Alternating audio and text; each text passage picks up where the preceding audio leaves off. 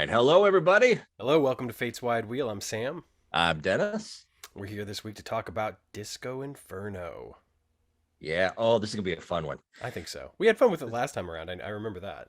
We had a whole lot of fun with it, and there were some things that jumped out at me this time. I honestly can't remember if they came up for me last time, and I am not as well organized as you.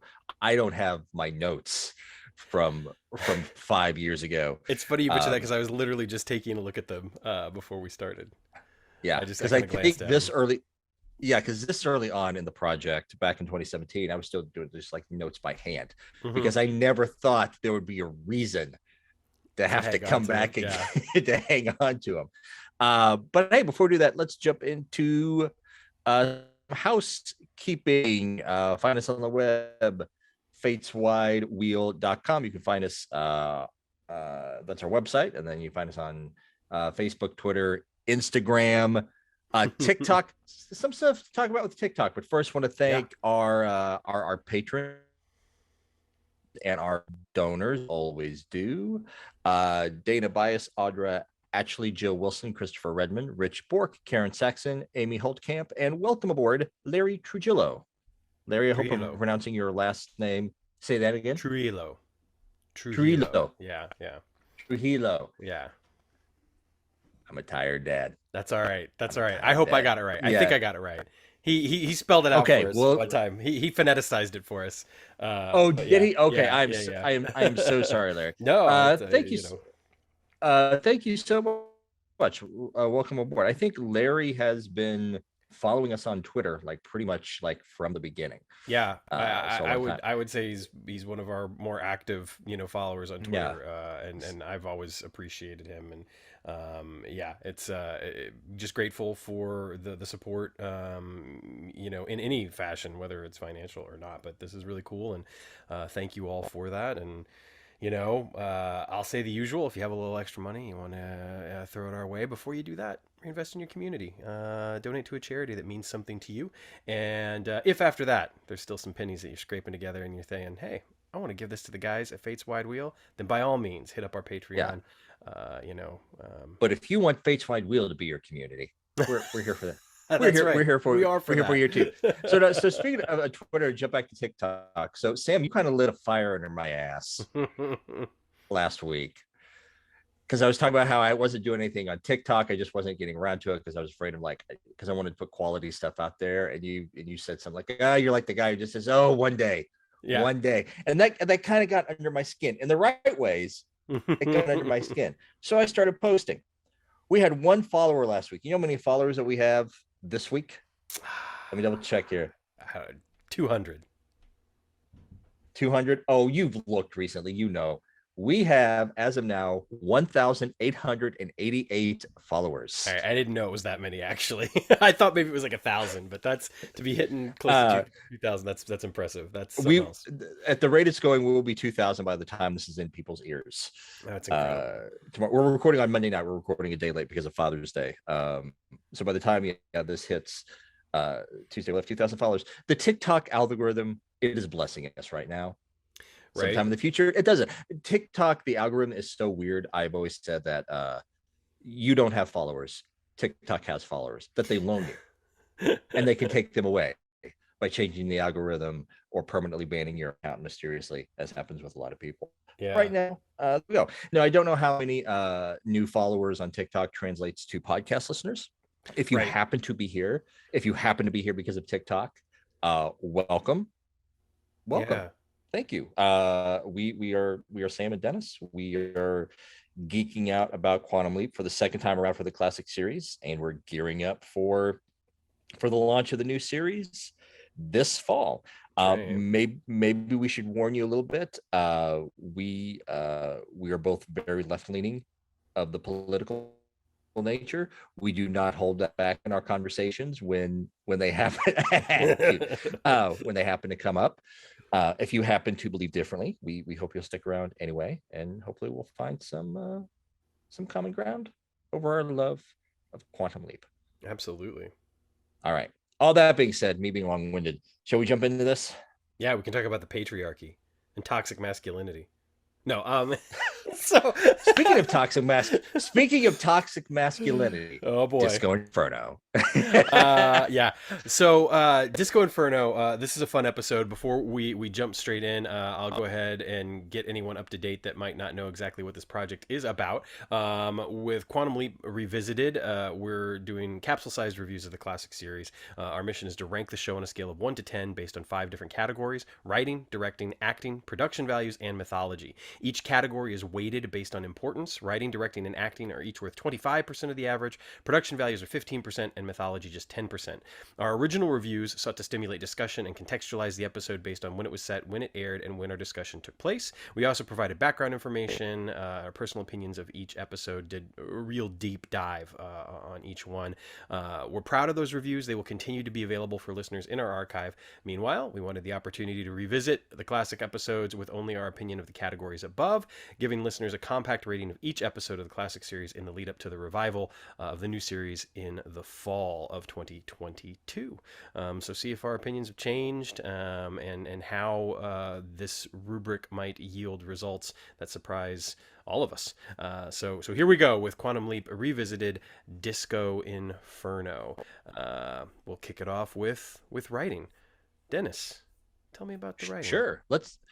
Sure. Let's start off. Let's give you a quick blurb here, like we've been doing the last few Mm-hmm, mm-hmm. weeks. Off IMDb, Sam has to save his host's younger brother from his obsessed father, who wants him to go into the family business as a movie stuntman. Let's go into writing.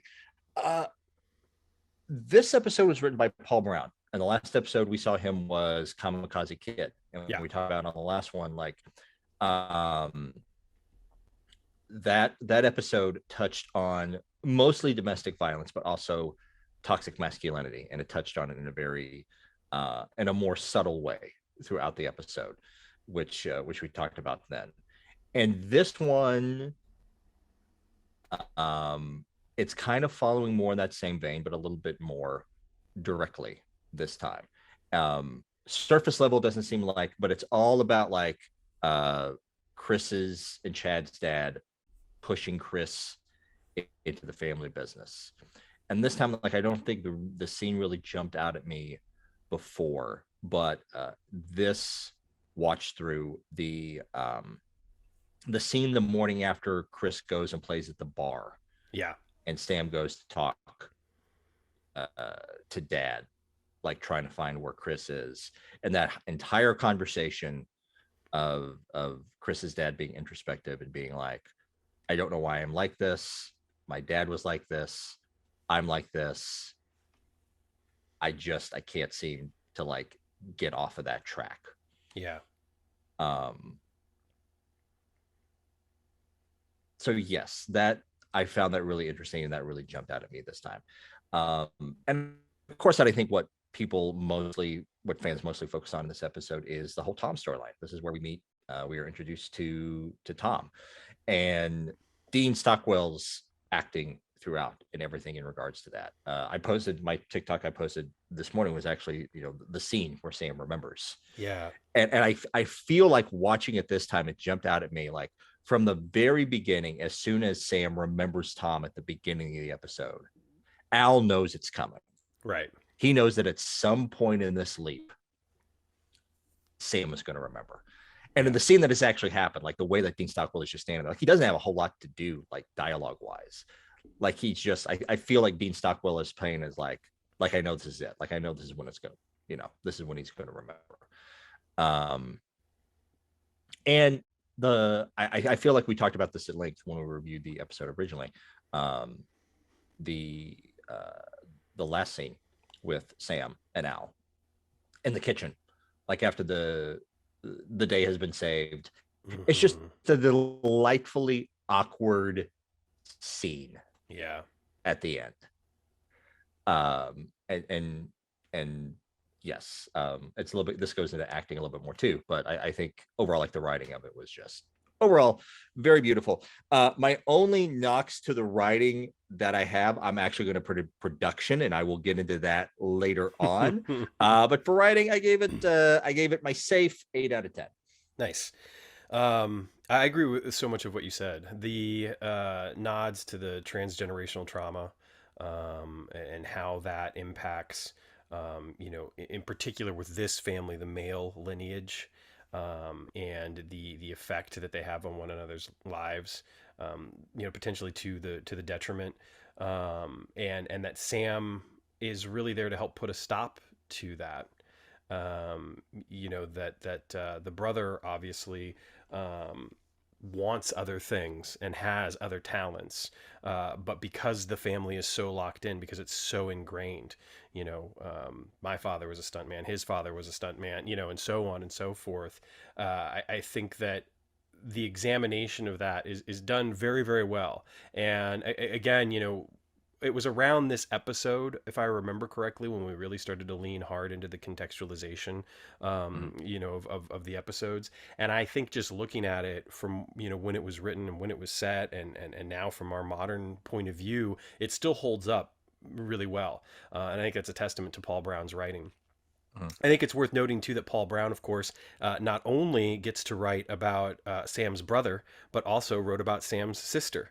So he introduced us to Sam's Mm. sister in Kamikaze Kid, and now he introduces us to Sam's brother in Disco Inferno. Both incredibly important pieces, Mhm. to the story. Yeah. A, Um, a little amendment to that. This is just something I noted in Matt's book, Beyond the Mirror Image, this time around. Apparently, in the original script, they did talk about Kate again. It was okay. Katie that Sam kept talking about, and I guess Don Belisario, he's the one who came in and said, let's introduce Tom Yeah, at yeah. this point. So that's interesting. Well, and it's such an important piece of this season. Tom gets Hmm. brought up a couple of more times this Sure. season, even before we get to the leap home, which obviously is actually the season 3 premiere. But I think that the episode ends up being very important for a lot of reasons. And the other thing that I love about the writing, and this also will play a little bit into acting and directing, really, is the comedy of the episode. This is Quantum Leap comedy that I like. The episode has multiple moments where I laughed out loud.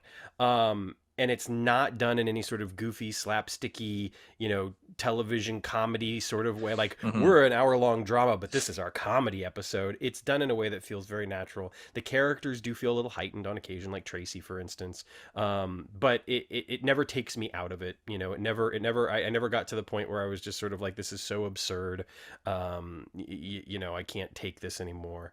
It reminded me in a way of this is an odd comparison to make, but it's just the first thing that popped in my head of stand up.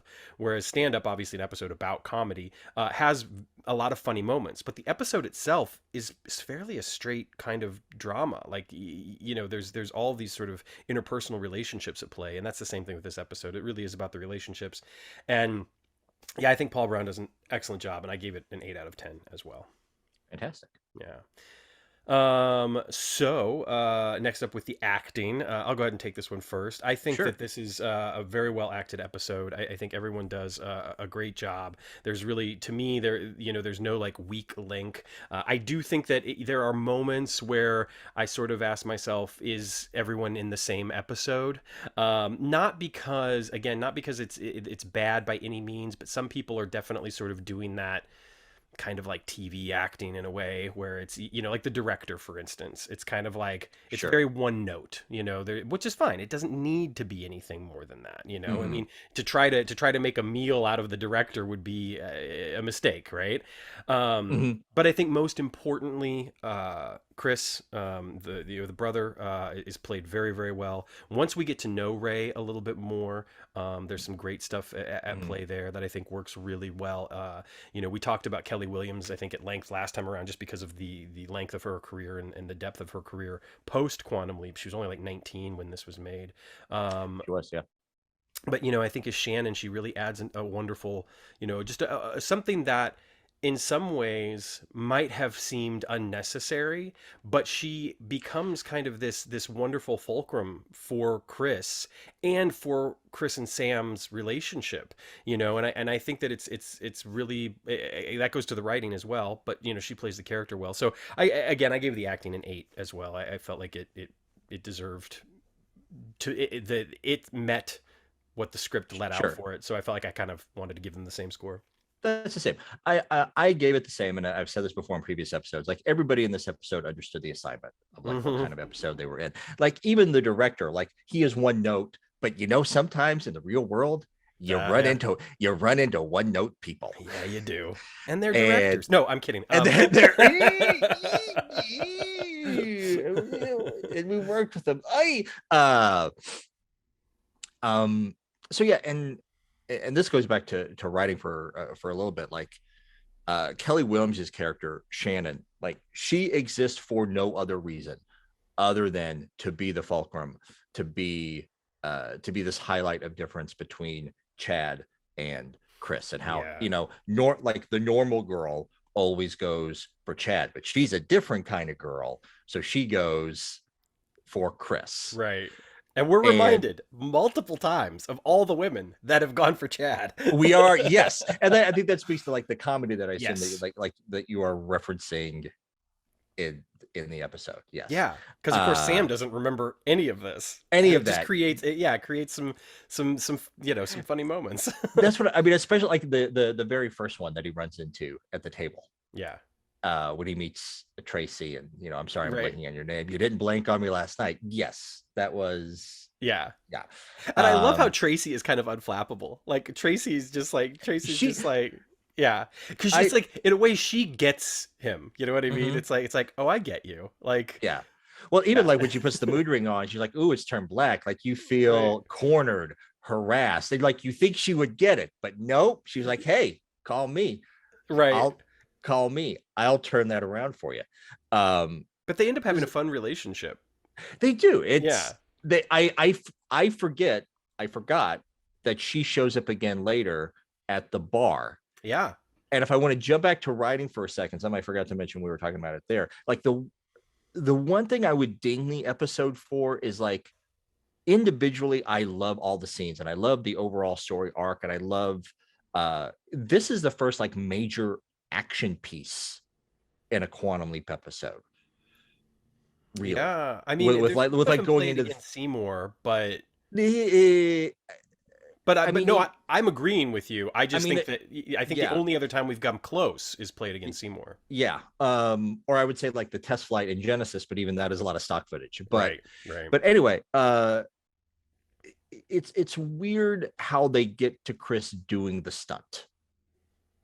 Oh, Because like I forgot that part of him playing at the bar was that Tracy had gotten not only him the shot, but there was supposedly there was a record exec sitting at the bar right. that night.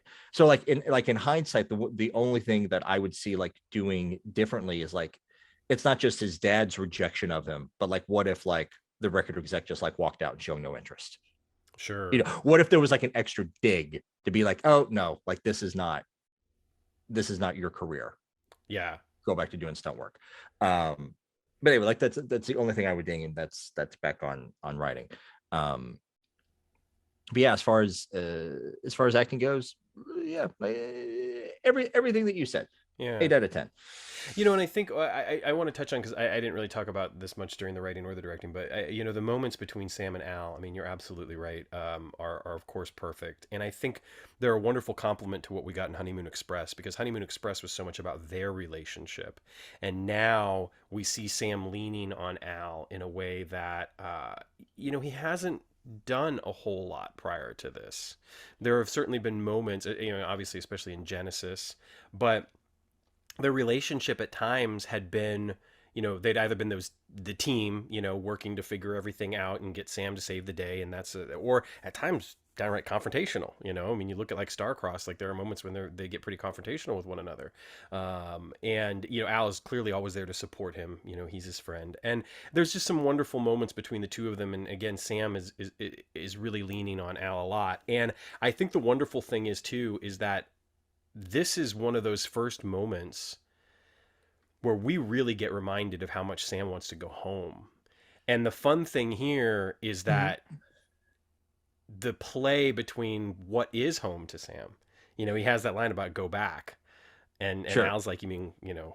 forward. And I think it's just it's this wonderful kind of thing of like Sam is sort of not sure what feels like home to himself anymore.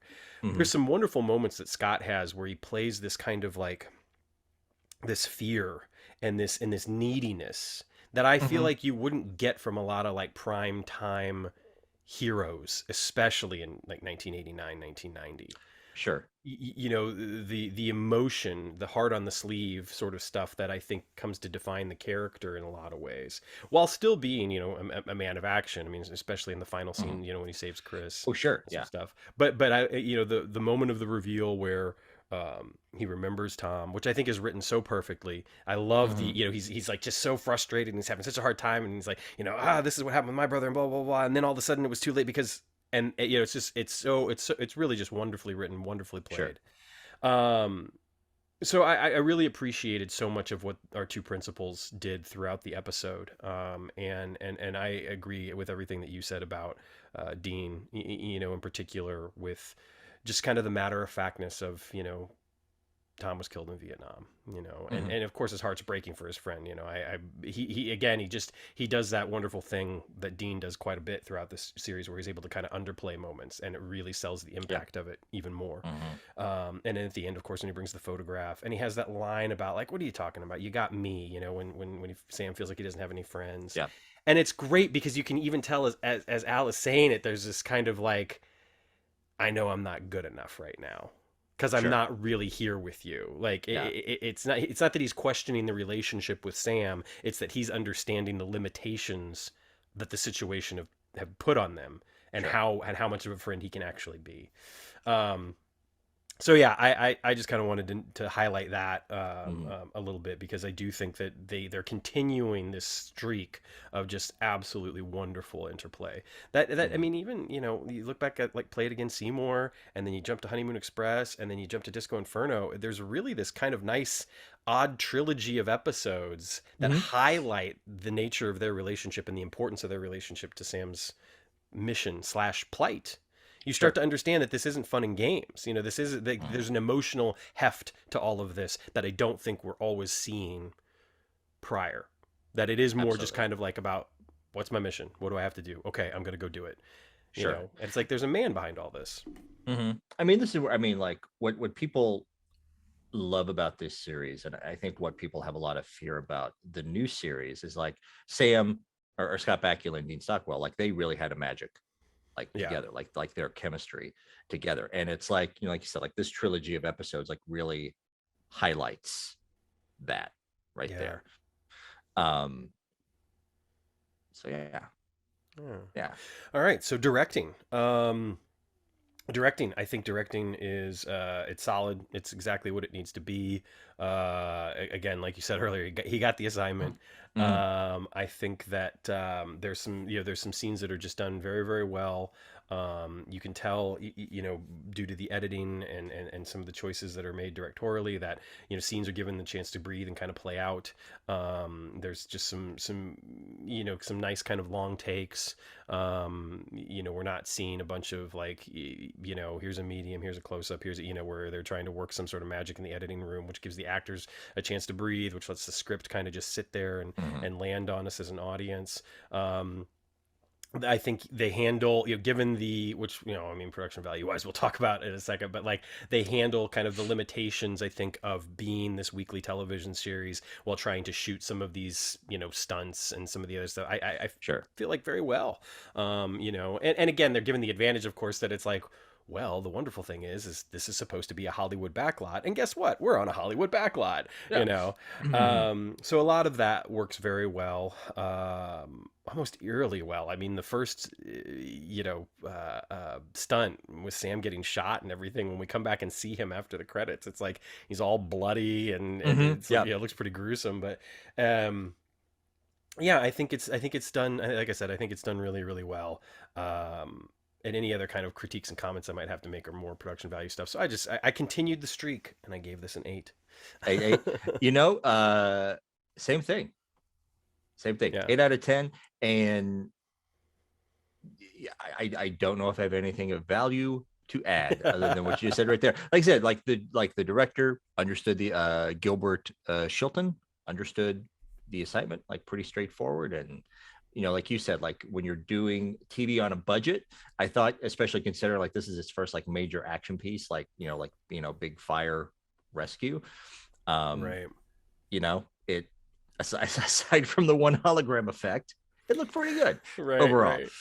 Right. Um, yeah. So I think that some of the stuff that maybe I might have a bit of an issue with, I think would be better addressed in production Production value, values. yeah, yeah.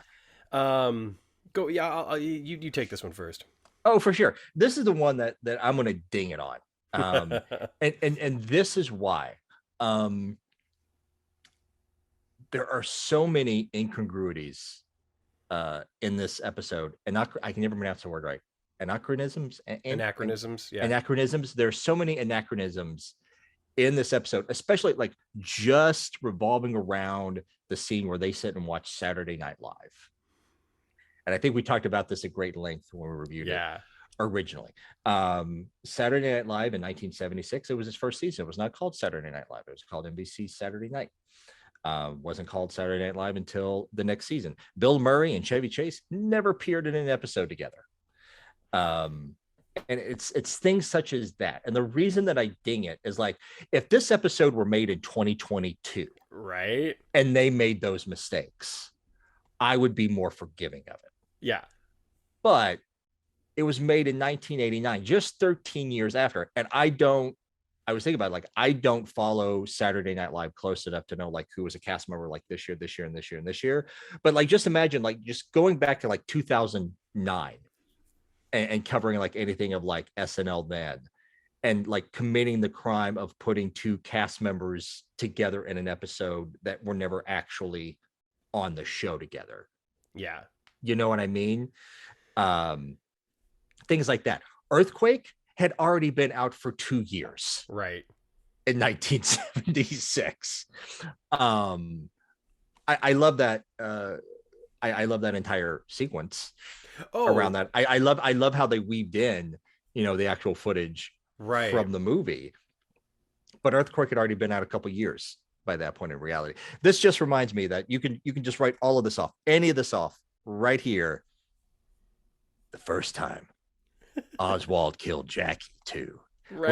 We're not in the main timeline. Quantum Leap is an adjacent timeline, and that's how you write it all off.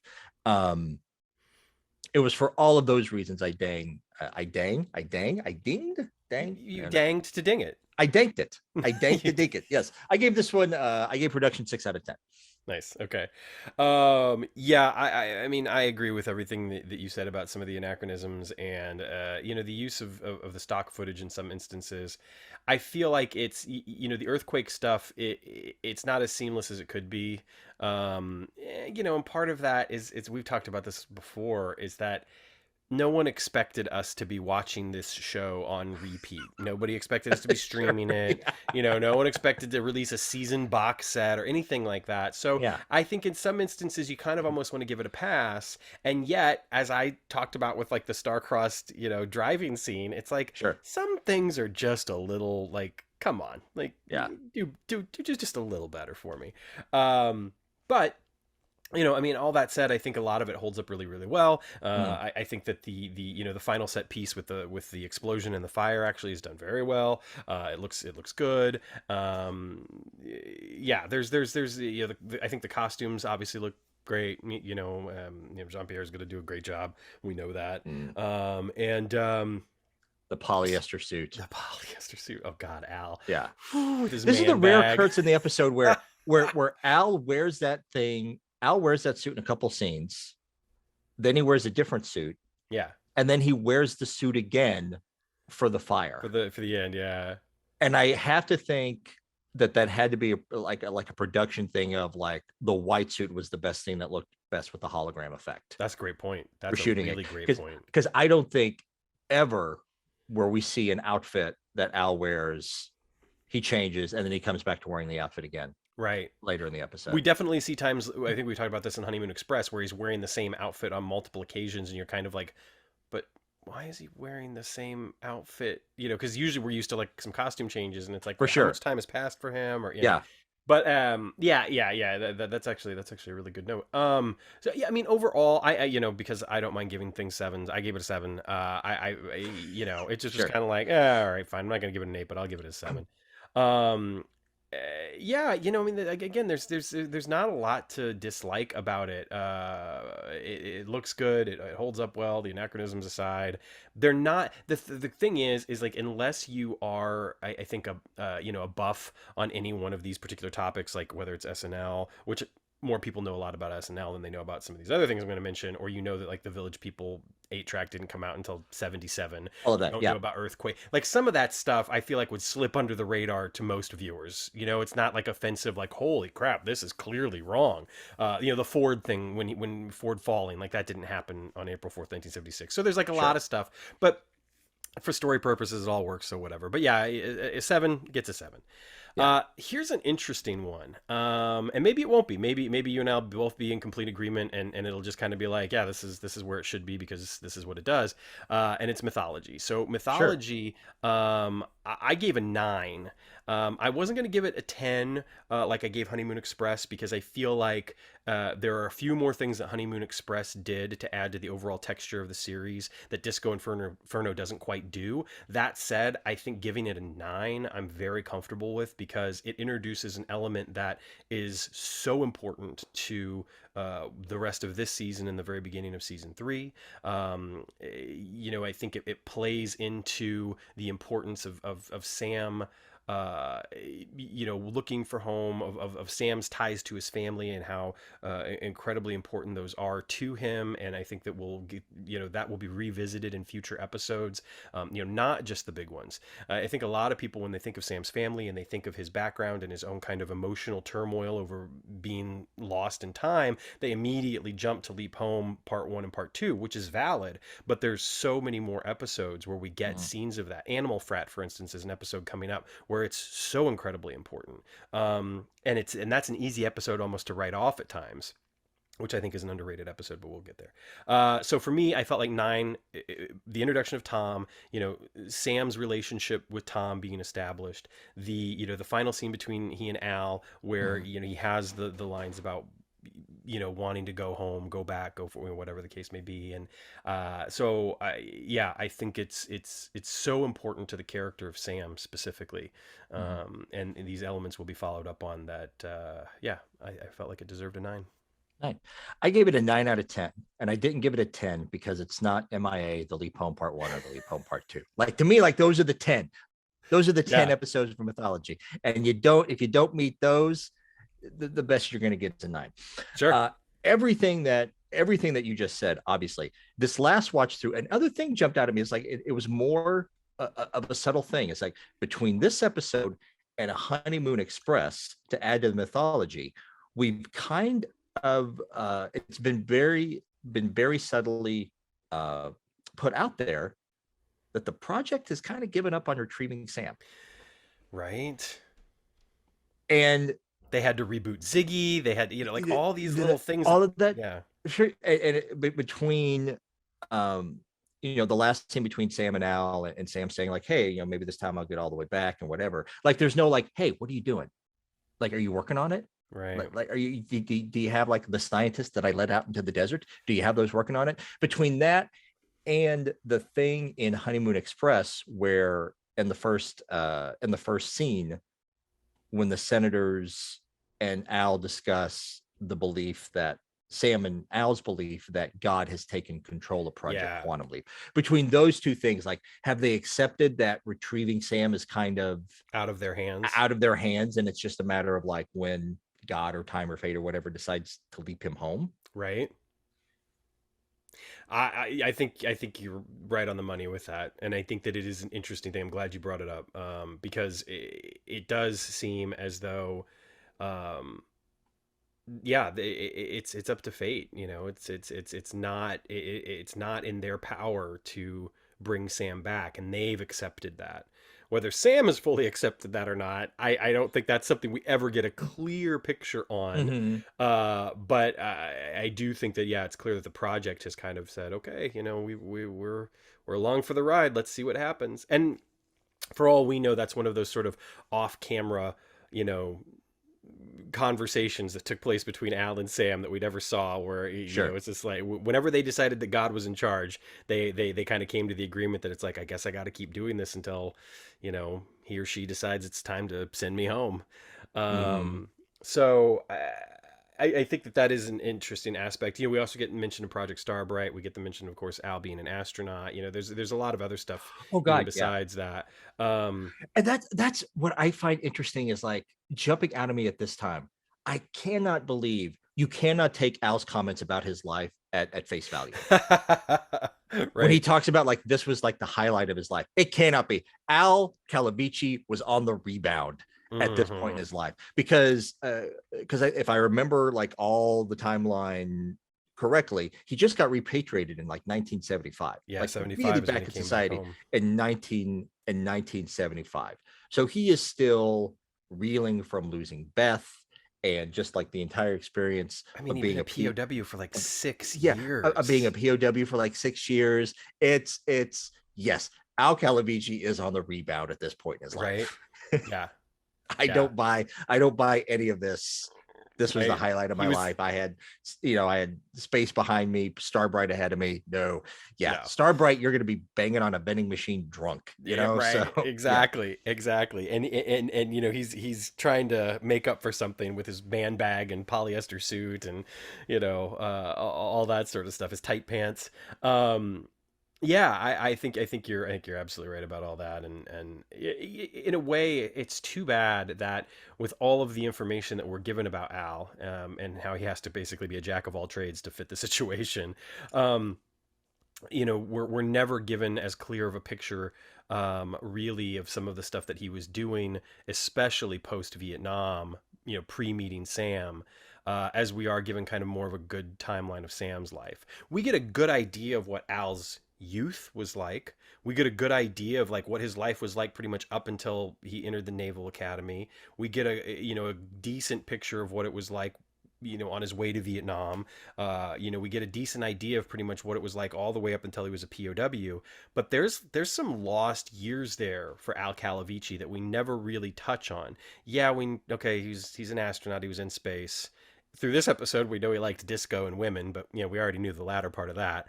mm, But I do feel like there's kind of this blank space in his life, and I know that obviously the novel Pulitzer touches on a lot of that. Um, and some of the other novels kind of fill that in, and of course how you decide the canonicity of the novels and the comic books and all that sort of stuff is entirely up to you.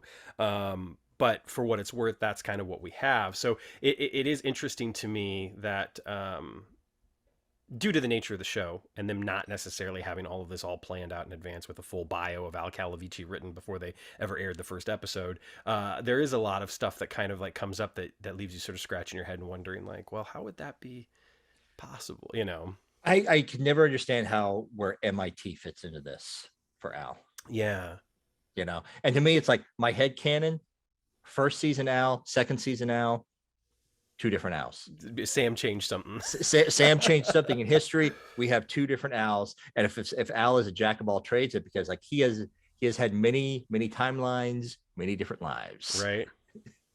Which is at odds with something that I said a long time ago on the podcast about how, and my belief is that Al and Sam are the only two people that actually remember like everything that didn't happen. Sure. That it kind of plays at odds with that a little bit. But I think you're onto something there. Certainly as far as fan wanking it off. So for me, for me, We've been saying fan wank for years. I don't think we've ever used the expression fan wanking it off. I don't think we have either. Thank you, Yeah, Sam, for introducing that to you're the welcome. Face Wide Wheel lexicon. I'm noticing, by the way, for anyone I watching figured on this was a YouTube. Father's Day thing. Yeah, yeah. Actually, I think it was like Friday or Thursday or Friday. They've been Sure. around for a while now. Yeah, Hattie wanted to paint my nails, and I couldn't say I no. And I saw that and I figured that's exactly what yeah, that was. Yeah. it's harder to get off than I thought it was gonna be. Jessica Hey, was just sort of like, oh yeah, it comes right off. And I mean, I'm sure there's polish remover around somewhere, but anyway. Uh, sure. Anyway. So final score for me would have been a 7.95, which of course, rounded up and given a percentile is 80%. That puts it pretty high up there for me. It ranks pretty much above every single episode, with the exception of Genesis, Color of Truth, of course, Kamikaze Kid, and Honeymoon Express. And I feel really good about that. At first I was kind of like, ooh, am I ranking this too high? And then I went back and I looked at my rankings for the previous episodes, and I was like, no, this is exactly kind of where I want it to be. Hmm. I think because it's kind of neck and neck with like Kamikaze Kid. Hmm. And I felt like, you know what, that makes a lot of sense to me. I think that both of those episodes are in a similar wheelhouse. I mean, obviously similar writer, so yeah, I'm very happy with it being at Yeah. an 80%. Yeah. Mine was 7.8. So we're right there. We're the Yeah. same thing. Speaking of writing and like hand in hand with Kamikaze Kid, Paul Brown likes his Bonanza references. Oh God, yes, that's right. He had a Bonanza reference to Kamikaze It's Kid. Ben And Cartwright. this one, it's Ben Cartwright. And also the one production assistant who keeps getting abused by the director, he keeps calling him Hoss. Hoss, yeah. Another little subtle Bonanza reference there. Nice. Good pickup. Good pickup. Yeah. Uh, yeah. Again, I think we've talked about it before. I think it became kind of a running theme as we were doing our initial deep dives. Season 2 is incredibly strong, and maybe the strongest season of the entire series. Oh yeah. Are there episodes that I rank higher that come later than some of the I know. episodes? Absolutely. I know. Like I know when we get to Portrait for Troyan, where I'm just gonna have to hold you back from your gushing about it. Look, season 2 has some lows, but it also has a consistency that I think the later Sure. seasons lack. I don't think 3, 4, and 5 have the consistency of season 2, Sure. unfortunately. And I think part of that, there's a lot of things that go into that, and we talked a lot about it in the deep dives and stuff. And but I think that season 2 contains some incredibly important episodes too. I think if there are episodes that I was going to put on kind of my essentials list or whatever, I would definitely, mine quite a few from season 2. Also, Sci-Fi put out kind of a essential Quantum Leap watch list before. It is garbage. It is horrible. It is predictable. It is exactly what somebody who doesn't know jack diddly squat about Quantum Leap would put together, because it's what they think are the important episodes. And while I would include the episodes that they put on that list for the most part on my list, to say that that's all you need, I just think that in some ways you could skip some of these like mythology episodes, if you will, Mm-hmm. for the sake of some of the episodes that have nothing to do with it. Like Thou Shalt Not, for instance, or Jimmy. Like, if you want episodes that really show you what Quantum Leap is, there are episodes besides MIA, Leap Home Part 1 and Part 2, Sure. Leap Back. Like, and if we come right down to it, Leap Back is actually not a great episode. Whew, yes. I remember when we reviewed it originally, I was like, Rose-colored glasses, baby. I'm telling you, because I was yeah. looking so forward to it, because I remember as a kid just eating it up with a spoon, Oh, yeah. like so excited, and then rewatching it, and I'm just like, oh, this isn't great. Yeah. It's fine, but it's not. no. Yeah. Yeah. It's not. We should sit down before the premiere. Like, we should sit down and like put out a blog post between you and me, Yes. and like knock out like the true 10 essential. Like, hey, take all your mythology ones, set them aside. Like we do when we do our best ever review. Like, take out the pilot, take out Mirror Image, take out MIA, Leap Home Part 1, take out the obvious ones, and the 10 essential, like, to get the heart of Quantum Leap. Right. There you go. Yeah. No, I it's definitely, I think it's part of this process, is something, that's kind of the genesis of the Revisited project, is that we were going to take like our favorite episodes or the episodes we thought were essential and do capsule reviews for them. And then, you were the one that was kind of like, let's just do them all. And it was like, all right, let's go for it. So which I'm very glad we are. But yeah, I agree. We should do that. And, I'd like to do it, sometime maybe in August, Sure. That way people have plenty of time to watch the episodes. My hope is that we've kind of segued out of our Revisited already, but we gave our final review. That said, we're getting close to San Diego Comic-Con. Panels are starting to be announced. Nothing yet on the Quantum Leap front, but I would be very surprised if there's not a There's gonna be Quantum Leap something. panel. Yeah. Yeah. You know, we know that the cast, we know that Caitlin Bassett has already moved out to LA based off of her Instagram posts. Mason Alexander Park Yep. is basically, I think, in LA now. They posted a photo with their dad. Yeah. Their dad was Moving helping out. them Moving out move. to LA on Father's Day. Yeah. Yeah. Which was cool. So we know that the cast is now assembled in LA. We know that writers are working on the show. I like I said, I would be surprised if there wasn't something Comic Con related for the show, Sure. which will give us a clear picture, maybe even a solid premiere date. Um, I'm assuming that that will also kind of lead directly into some sort of announcement about Peacock streaming, because I cannot imagine a world where Peacock or NBC doesn't put the show on Peacock ahead of, you know, the premiere of the show, because we know that it's not tied up anywhere else. It's not on Netflix. It's not on Hulu. It's You mean not the original? the Sure. original. Okay. Yes, yes, yes. Sorry. Yeah. We know that the classic series is not, you know, subject to any sort I of rights stuff. yeah. Sure. I think streaming wise, and a lot of people through TikTok, they've asked this, and we put this on Twitter. I think the only place you can stream it for free right now is Roku. Yeah, Right there. You can actually stream Disco Inferno for free. You cannot buy Disco Inferno streaming anywhere. because of the music. Yeah, I figured Which that is that had to also the be it. reason why it was initially left off of Netflix when Netflix was streaming Quantum Leap. That was it. You Yeah. know, and it was so funny when I bought the season 2 DVD, like way back in the day. Disco Inferno was the episode that I realized the fuckery Yeah. that they that they had done. Such a great word. Yeah, Yeah. I know, I know. And this is an episode on the Blu-ray that I think is completely restored. We Oh talked yeah, about yeah. this a little bit when I was a guest on the Quantum Leap podcast for the Show and Tell episode. That there are a couple of musical pieces that I think are still missing, that have been replaced with music, because I remember even when it came out, I think Mill Creek even put, like, you know, with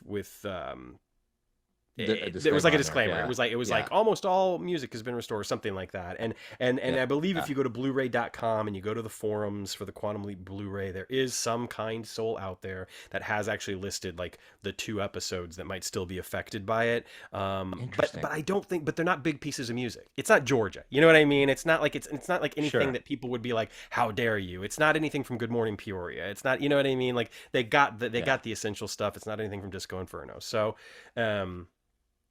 yeah, but I do think that there's still a couple of little pieces that are missing here or there.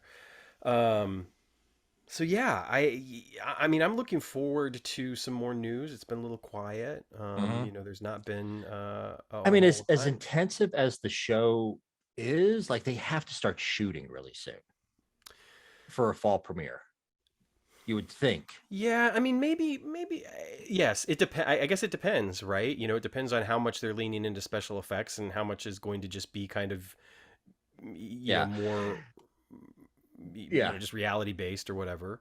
So speaking of special effects, I know this popped up in the sci-fi article when they did the upfronts. I don't think we ever actually like talked about this on the podcast, but there was a blurb in there about the special effects of the pilot, and it seems like they are making the choice, like they are updating slightly the Hmm. special effects of the classic series, but Yes. they're not doing anything like too special effects laden for the new thing, which I find relieving.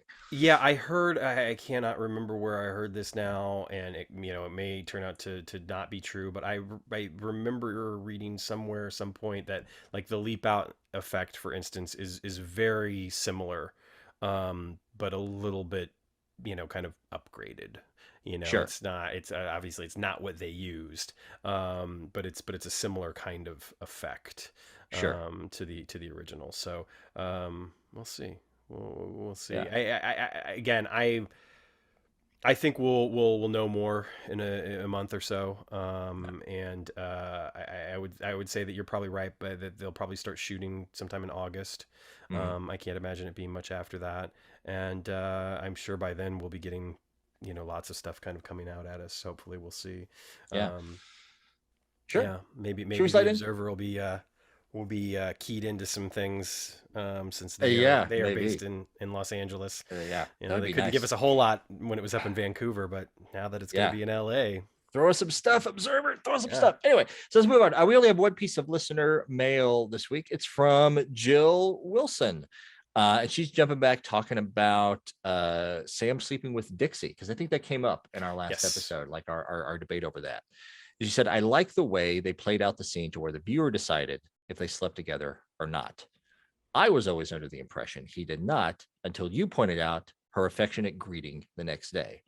I had more of a problem with Sam asking her to streak. Hmm. It also struck me a bit unethical for him to use known information from the Foreman Ali fight to make money for the sisters. So I don't have a problem with Sam sleeping with some of the women through the series. I just think it made better family viewing when he was not. I do have some interesting thoughts about Sam as Will Kinman, but you will have to wait to hear about that later. I'm looking forward to hear those thoughts. And I kind of have the opposite view, because they kind of use, future knowledge in this episode, Yes. Yep. very slightly future knowledge. I kind of like that about Yep. earlier in the series. Like, they're not using it to abuse, but they're using it to help out in the moment. Yeah. Like, I think like Sam betting on the fight, you get that once. Right. Right. You Right. get Right. to do that once, and then after that, it becomes an unwelcome gimmick. But Then you just become Biff Tannen. that exactly. Yeah, I agree. I'm glad that kind of got brought up, because it's one of the things that I neglected to mention earlier. Because I was thinking about the fact that we haven't seen him use future knowledge a whole lot in the series, and that obviously Right Hand of God was a time when we did see that. I like it. I think that one of the things that that we the viewer benefit from on that is we're kind of in on it. Like, we know what's going to happen before it happens, and it creates this kind of nice sort of like, yeah, all right, this is what, or in some cases maybe it tests your memory, like maybe people who were watching the series initially and had seen Ford fall, they were kind of like, is this when he fell? Because there's even that moment where they Sure. play it up where like where Al's like, I'm pretty sure this is what happened. So Mhm. but yeah, I mean, I think that it makes sense that they would use their future, that Sam would use future knowledge. I think that what if it was abused, like you're saying, if it was a situation where Al was constantly like, oh yeah, you might not remember this, but blah blah blah is about to happen, and if you do this, then this happen. Like, if it became kind of an abused thing, then I think that it would lose a little bit of its, like, it would feel cheap, it would feel like a Sure. get out of jail free card. And in this case, it doesn't feel that way. And the neat thing is that, like, within the context of Disco Inferno, it relates directly to stuff that has happened before in the conversation that Chad and Chris, or Sam and Chris and Shannon have about politics and about Ford and Sure. about so it kind of plays nicely into that as well. Sure. Um, yeah, I like the way it's used here. Didn't bother me. Didn't bother me that he used it to win money for the sisters. If he'd used it to win money for, like, like the Don in Double Identity or something, you know what I Sure. mean? Like, Yeah. if he'd done, like, but no. Yeah. In this case, he used it for the church. Like, it's what God would have wanted. Yes. Exactly. On that note, should we start to wrap it up here? Let's wrap it up, sir. Wrap it up. Excellent. Well, thank you all for listening. Again, find us on the web, Face Wide Wheel. Again, if you're here from TikTok, welcome. And if you're getting new to TikTok and diving in, find us at Fates Wide Wheel over there. I'm trying to post at least something once, twice a day, alternating between like posting some serious stuff and some goofy stuff. Some people have been asking stuff about like, where's Sammy Joe going to be in the new series? Yeah. Lots of And comments about Sammy Joe and Donna, and yeah. Donna, and I really I want to approach Sammy Joe with care, because like there's a whole lot of political behind the scenes stuff, Right. like in regards to like Sammy Joe and the intellectual property rights surrounding that. Um, and I don't know how much we want to. I don't know. Yeah. I'm overthinking it. But yeah, we'll be answering questions and putting some new stuff out there. And yeah, and then I guess we'll be back next week for your second favorite episode in season 2, the Americanization of Machiko. I like the I'm Popeye line. Mm-hmm. Like, I'm gonna give it a fair shake. I'm gonna give it a fair shake. We'll see All what right. happens. My score could surprise me and you. Yeah. We'll see. I already know the TikTok I'm going to do about this one. All right. I already got it. I can't wait. I All can't right. wait. All right. But I'll let you do the sign off. All right, right There we on. go. Well, in that case, thank you all so very much. Really appreciate it. And to echo Dennis's comments, if you are joining us for the first time, by way of TikTok or Twitter or Facebook or just searching on Apple Podcasts or whatever, welcome. Thank you for coming along for the ride. If you've been, listening for a while now, thank you for sticking with us. And hopefully, we'll continue to bring you new content, new avenues of content in the lead up to the premiere of the revival. We've got some things in mind, and certainly some things that will pay off for our patrons as well. So should you join that crowd, we're going to cook up some special stuff for you, guaranteed. But in the meantime, take care of yourselves, take care of one another, stay safe, and leap responsibly. Have a great week, everyone.